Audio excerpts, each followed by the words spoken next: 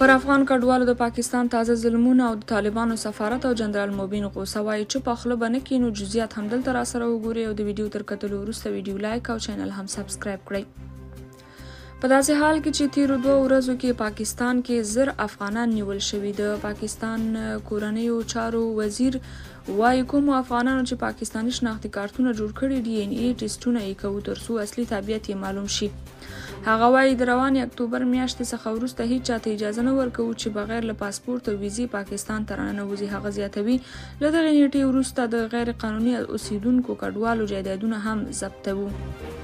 جنرال موبین ورته لیکلي که زما په سر افغان مهاجرو ته سزا ورکول کیږي نو زه به هم خاموشه شم. دوی چې هر څه کوي بس څه به نه وایم، نور به هیڅ نه وایم، خو په الله قسم چې زه دوی ته بهانه یم. تیر 20 کاله خو ما هیڅ نه وویلي. ولې یې ناټو ته لار ورکړه؟ ولې یې افغان مهاجرین ځورول؟ ولې یاسر ورک دی؟ ولې ملا ضعیف بې عزته شو؟ خو زه هم د خویندو کړیکې نشم زغملی. زه یو آزاد افغان یم. زما دریځ د یو افغان دریځ ده. هیڅ کله د حکومت نمایندګي نه کوم. که پاکستان حکومت پر افغانانو د تورونو لړۍ ونه دروي بیا دې له ما څخه هم د ګلانو تمه نه کوي.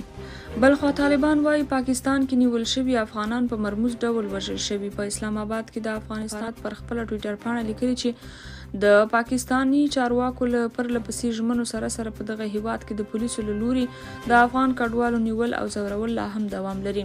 یاد سفارت ویلي چې د تیرو 2 اونیو په ترڅ کې په اسلام آباد او شاوخوا سیمو کې چې اکثریت اسناد لرونکي کډوال پکې میشت دي د هغوی پر استوګنځایونو ورځني او شپني عملیات ترسره کیږي چې تر دې مهاله 1000 تنه یې نیمایي د مهاجرت یا سفر اسناد هم لري.